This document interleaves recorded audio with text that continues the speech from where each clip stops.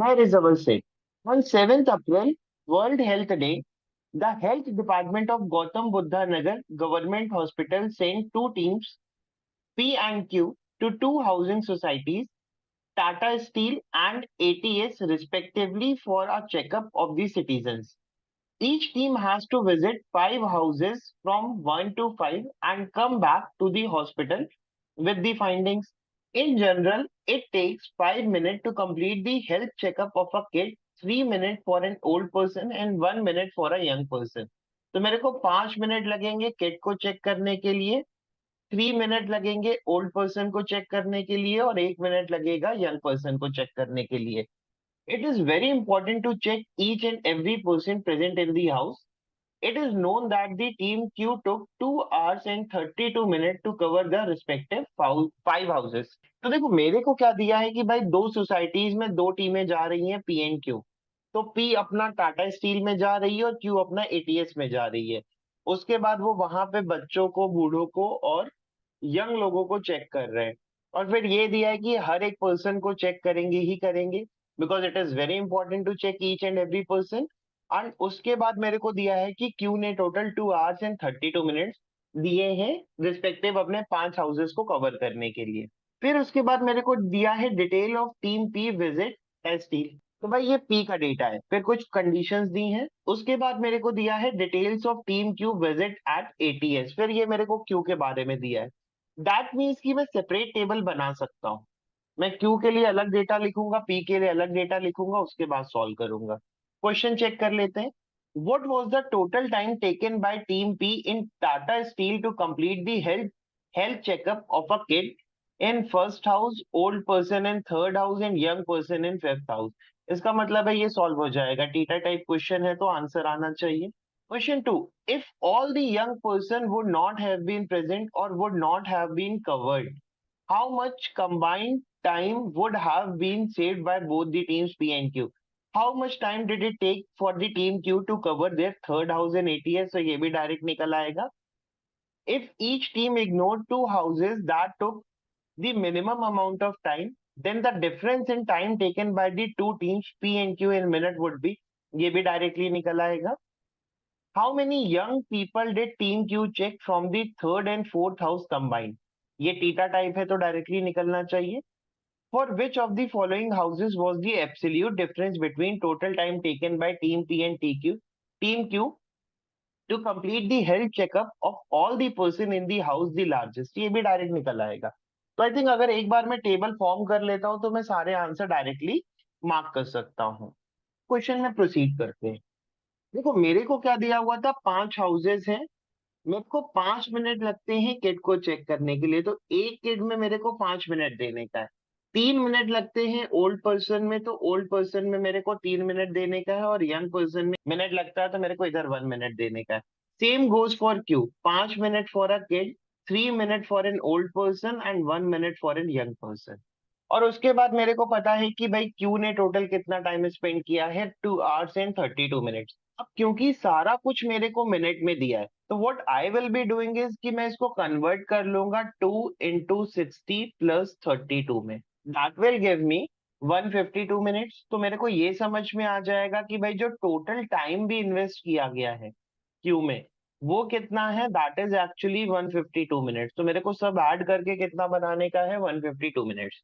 तो पहले हम पी का देखते हैं कि क्या इन्फो दिया है. देखो overall we met 19 old people, 15 kids and 18 young ones. 19 old people का मतलब है मेरे को ओल्ड के आगे 19 लिख देना चाहिए. 15 किड्स तो मेरे को किड के आगे 15 लिख देना चाहिए और 18 यंग वंस तो इधर कितना आ जाएगा, 18. दैट मीन्स कि मैंने टोटल कितने लोग विजिट किए हैं, 15, 19, 34, 34 + 18 is 52.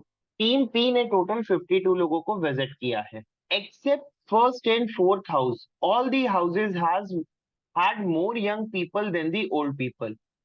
First and fourth house, पहले आप आओगे हाउस 1 और house 4.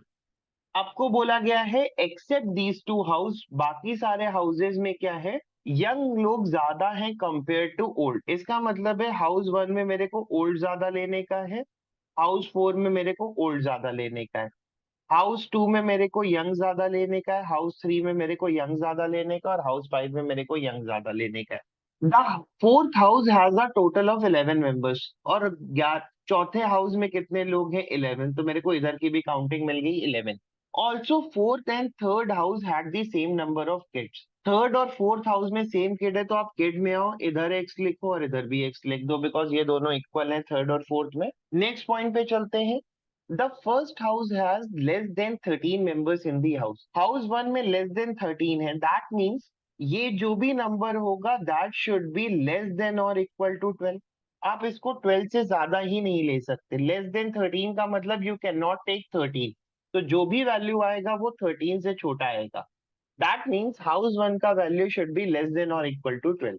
The fifth house had half as many old people as the second house. तो आप बोलोगे भाई सेकेंड हाउस में जितने ओल्ड पीपल हैं उनका हाफ किधर होना चाहिए? फिफ्थ हाउस में।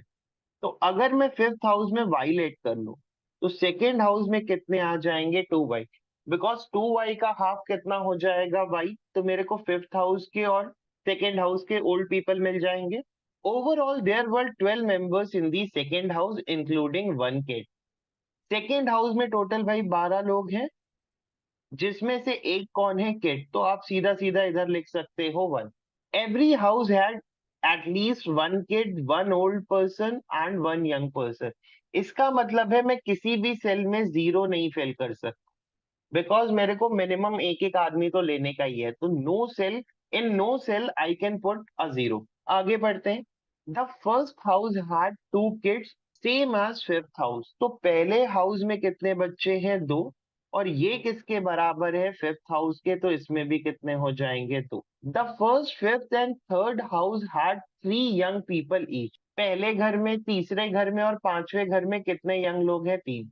तो आप पहले घर में क्या लिखोगे? यंग के आगे 3। फिर आप थर्ड घर में यंग के आगे क्या लिखोगे? 3।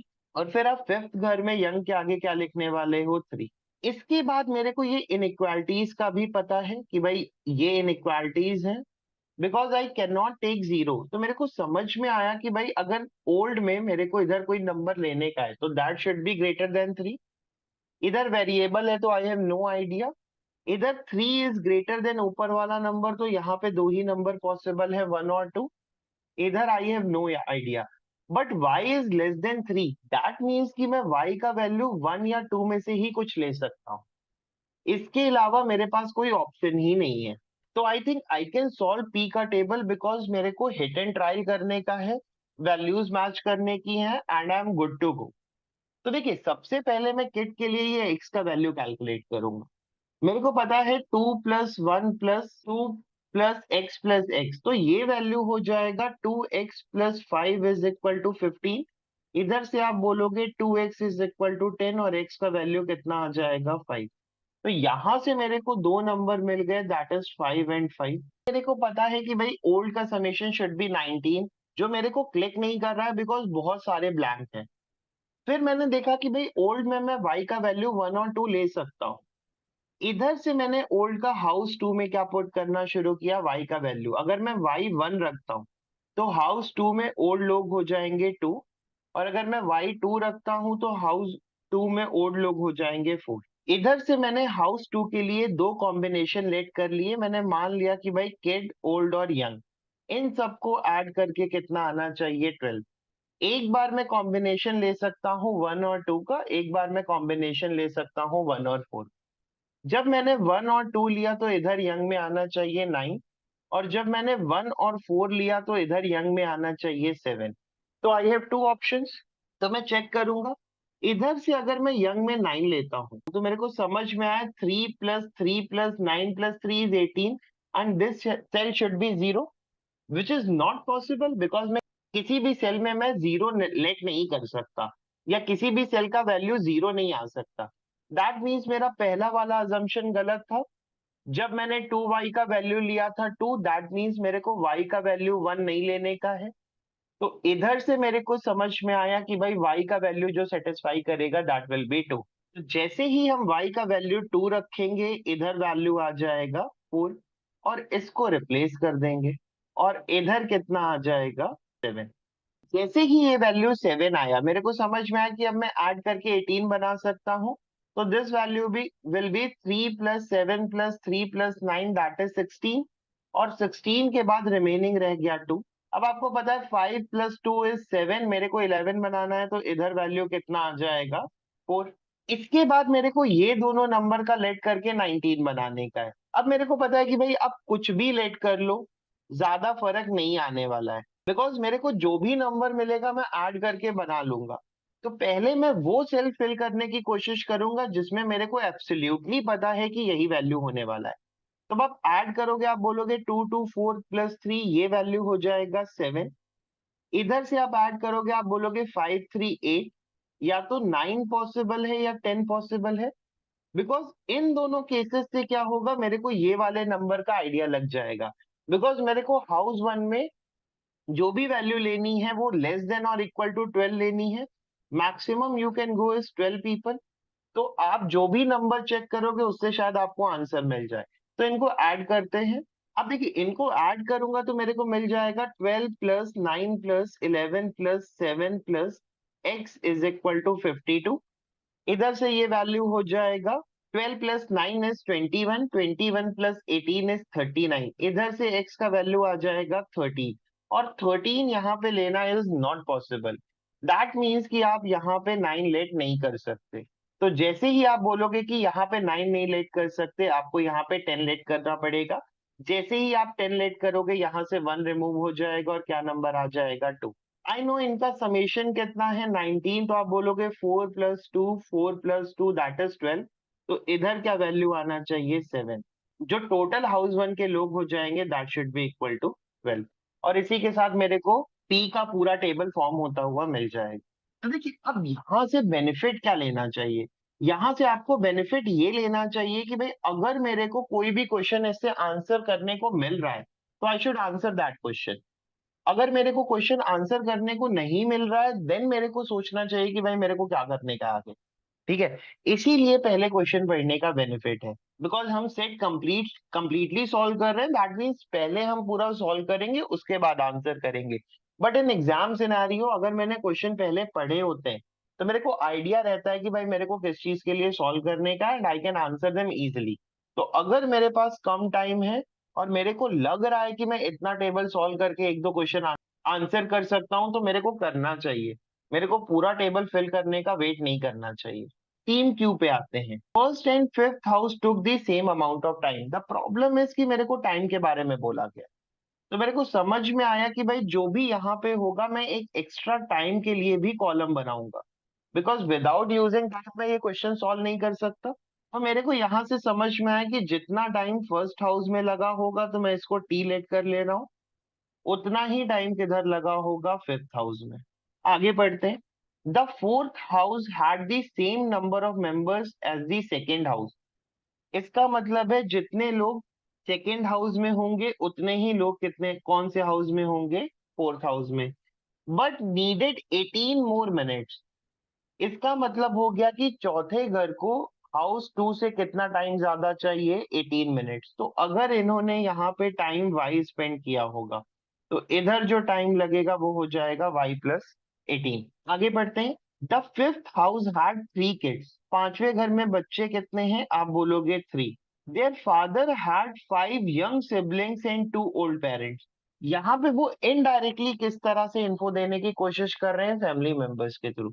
Their father had 5 young siblings and 2 old parents। इसका मतलब है कि भाई इनके फादर का क्या है, 5 यंग सिबलिंग है, तो फादर इंक्लूड करके 6 मेंबर प्लस 2 ओल्ड पेरेंट्स। इसका मतलब है ओल्ड में कितने लोग हो जाएंगे, 2। The mother of the kid was not present when we went. No one else lived there. तो फादर इंक्लूड करके यंग लोग कितने होने चाहिए, आप बोलोगे 6। माता श्री नहीं है इनकी, वो गई हुई है घूमने। उसके बाद अपने को क्या दिया है, तो 2 ओल्ड पेरेंट्स, दैट मीन्स बुजुर्ग कितने इस घर में, 2। तो अच्छी चीज क्या है कि भाई हाउस वाइफ का पूरा परिवार मिल गया। आगे चलते हैं। The third fourth and first house had 4 kids each. देखिए, अब इसको क्या बोलते हैं ना कि क्वेश्चन को जबरदस्ती कॉम्प्लिकेट करना। You can write it as first third and fourth. But आपने क्या किया, आपने बोला थर्ड, फोर्थ और फर्स्ट, ताकि आदमी लैंग्वेज में कंफ्यूज हो जाए। आप फर्स्ट से स्टार्ट करो। आप बोलोगे पहले घर में कितने बच्चे हैं, 4। तीसरे घर में कितने बच्चे हैं, 4। और चौथे घर में कितने बच्चे हैं, 4।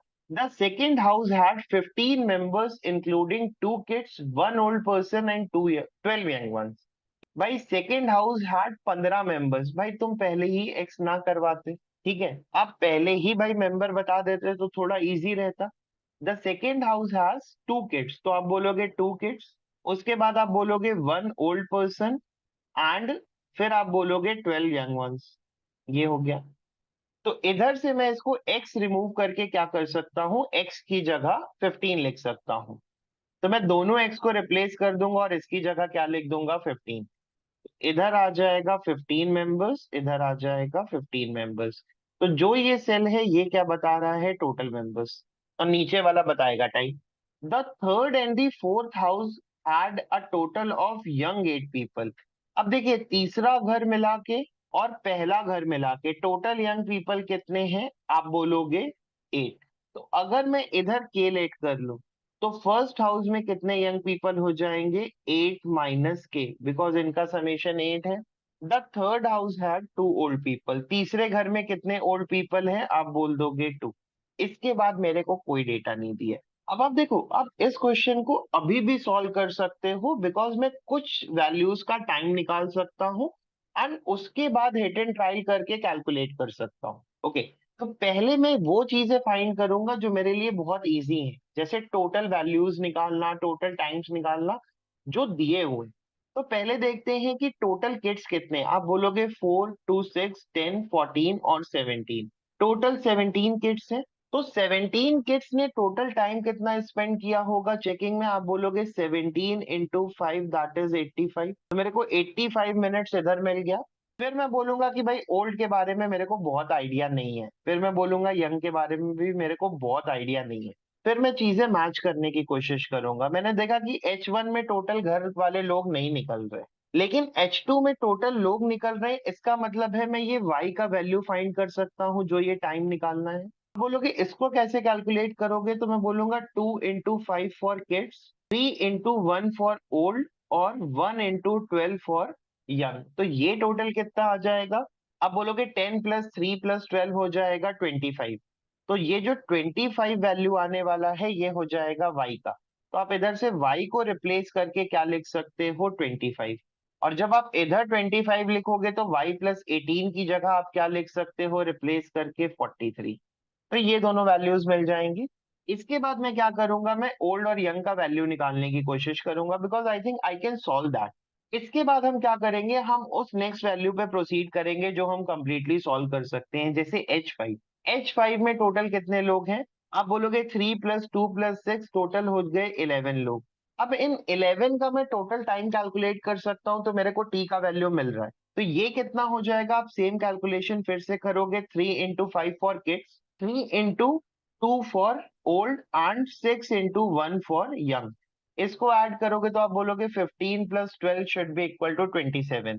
तो इधर से t का वैल्यू कितना आ जाएगा, 27। तो आप दोनों जगह t रिप्लेस करके क्या लिख सकते हो, 27। देखिए इससे बेनिफिट क्या मिला, इससे बेनिफिट ये मिला कि मेरे को सारे टाइम का समेशन पता था, that should be equal to 152।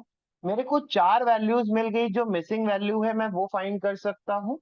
तो उसके लिए कैलकुलेट करते हैं। आप बोलोगे 27 + 25 + 43 + 27 प्लस हाउस 3 का time must be equal to 152। और इधर से हाउस 3 का जो टाइम आएगा वो आ जाएगा 152 माइनस 27 + 25 इज 52। 52 और 43 और 27 हो जाएगा 70। 52 एंड 70 इज एक्चुअली 122। और 122 को जब आप 52 से सब्ट्रैक्ट 152 से सब्ट्रैक्ट करोगे तो वैल्यू कितना आ जाएगा, 30। तो जो हाउस 3 का टोटल टेकन है दैट इज 30। देखिए इससे क्या होगा, अब मैं के कैलकुलेट कर सकता हूँ, बिकॉज मेरे को टोटल टाइम पता है। तो मैं बोलूंगा 4 × 5 +2 × 3 +1 × k। इन्होंने इतना टाइम लगाया होगा और सबको जोड़ के कितना आना चाहिए, 30। तो आप बोलोगे 20 + 6 + k इज इक्वल टू 30, और k का वैल्यू कितना आ जाएगा, 4। जैसे ही k का वैल्यू 4 आया, मेरे को 8 माइनस k का वैल्यू भी मिल गया 4। फिर आप बोलोगे कि भाई इधर से मैं H3 का टोटल लोग निकाल सकता हूँ, वो टोटल कितना आ जाएगा, आप बोलोगे 10 मेंबर्स। फिर आप फाइनली आओगे H1 पे, बिकॉज H1 में मेरे को बस एक ओल्ड पर्सन मिसिंग है। उसके बाद आप H4 पे आओगे, बिकॉज इसमें दो वेरिएबल मिसिंग है। तो पहले मैं H1 को कैलकुलेट करूंगा। मैं बोलूंगा भाई 4 into 5 इनके किड का टाइम, प्लस ओल्ड को x मान लेते हैं तो 3 into x इनके ओल्ड का टाइम, और यंग को 1 लेने का है तो 1 into 4 इनके यंग का टाइम। टोटल मिला के कितना आना चाहिए, 27। आप बोलोगे कि भाई 24 plus 3x is equal to 27, इधर से 3x का वैल्यू आ जाएगा 3, तो x should be equal to 1। तो ओल्ड कितने लोग हैं, 1। तो टोटल कितने मेंबर हो जाएंगे, 9। तो इधर से मेरे को टोटल मेंबर्स के बारे में आइडिया लग गया। फाइनली मेरे को क्या करना है, H4 के लिए फाइंड करने का है। H4 का फाइंड करने के लिए मैं क्या करूंगा, मैं बोलूंगा कि भाई किड को कितना टाइम लग रहा है, आप बोलोगे 4 into 5 20। सेम प्रोसेस है। मैंने मान लिया कि ओल्ड में x लोग हैं जिनको 3 मिनट लगेगा, और यंग में y लोग हैं जिनको 1 मिनट लगेगा। सबको मिला के कितना आना चाहिए, 43। उसके बाद मैं बोलूंगा कि अगर मैंने इसको x और इसको y लेट किया है, इसके बाद मैं बोलूंगा कि 4 + x + y कितना होना चाहिए, 15, बिकॉज टोटल मेंबर दिए। तो दो वेरिएबल, दो इक्वेशन में सॉल्व कर सकता हूँ। फर्स्ट इक्वेशन से मेरे को मिल जाएगा 3x + y is equal to 23, और सेकेंड इक्वेशन से मिल जाएगा x + y is equal to 11। मैं दोनों को सब्ट्रैक्ट करूंगा तो मेरे को मिल जाएगा 2x इज इक्वल टू 12, और x का वैल्यू कितना आ जाएगा, 6। जैसे ही मैं x का वैल्यू इधर 6 पुट करूंगा, मेरे को इधर y का वैल्यू कितना मिल जाएगा, 5। इसके बाद मेरे लिए बस फॉर्मेलिटीज रह जाएंगी कि भाई जो कैलकुलेट करना है कैलकुलेट कर लो, बिकॉज अपने को सारा वैल्यूज क्वेश्चन में मिल गया है। क्वेश्चन चेक करते हैं। What was the total time taken by Team P in Tata Steel to complete the health checkup of a kid in the first house, old person in the third house and young person in the fifth house? तो आप बोलोगे पहले kids निकालते हैं first house में। First house में कितने kid हैं, 2, तो आप बोलोगे इनको 5 into 2 टाइम लगा होगा, प्लस ओल्ड एंड थर्ड, आप ओल्ड पे आओगे, थर्ड हाउस में आओगे तो ये दो लोग हैं, इनको बोलोगे कि भाई 3 into 2 लगा होगा, बिकॉज हर ओल्ड को 3 मिनट देने का है। फिर आप ऐड करोगे, आप आओगे फिफ्थ वाले में, यंग पर्सन। फिफ्थ वाले में आओगे, यंग कितने हैं, 3, तो आप बोलोगे 1 into 3।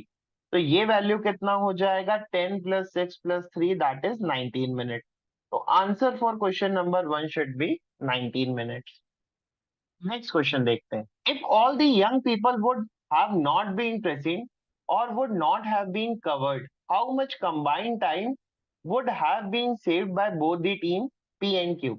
तो देखो मेरे को क्या करने का है, मेरे को टोटल यंग पीपल ऐड कर लेने के और इनटू 1 कर देने का है, बिकॉज यंग पीपल को कितना टाइम लग रहा है, 1 मिनट चेक करने में।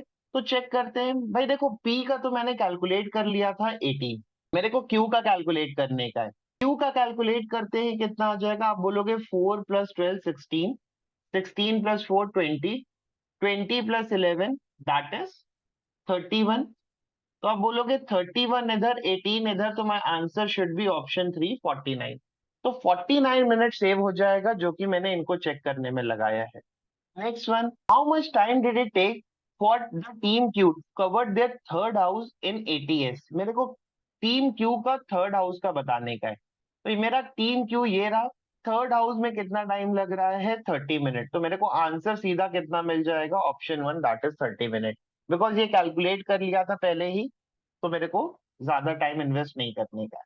If each team ignored two houses, each that took the minimum amount of time, then the difference in the time taken by the two teams P and Q in minute would be।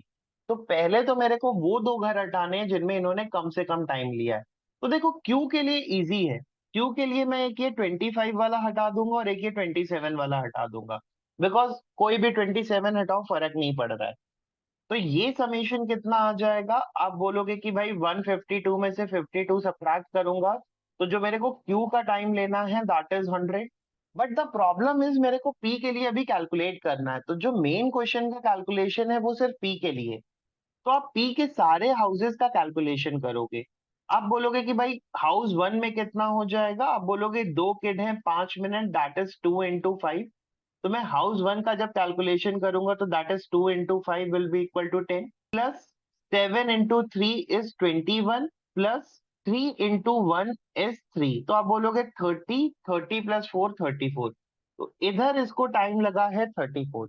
ठीक है, अगर आप ये calculation थोड़ा quickly और orally कर लोगे तो बेटर रहेगा। जैसे 1 into 5 क्या हो जाएगा 5, 3 into 4 इज 12, तो 5 + 12 इज 17, और 17 में 7 ऐड करोगे that would be equal to 24। तो हाउस टू का टोटल टाइम कितना आ जाएगा 24।